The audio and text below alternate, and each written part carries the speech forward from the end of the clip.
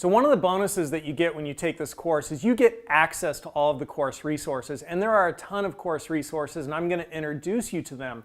But one of the, so some of those resources are like GitHub code repos, and just like a pathway of code to take you through learning all the material in this course. Another one of those resources are hands-on exercises with solutions.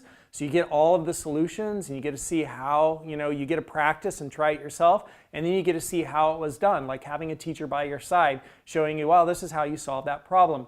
Plus you get access to this course outline. That's one of the things that my classes are really known for, is that they are super well documented, they're super clear, they have great stepping stones taking you from one topic to the next topic, and you could really see that here in this course outline, which you can use to further learn the material. So that's one of the benefits of taking this class, and one of the reasons that we charge a little bit of a higher price for this course is because I spend a tremendous amount of time developing the materials for this course and making the best course possible to make it as easy as possible for students to learn the material.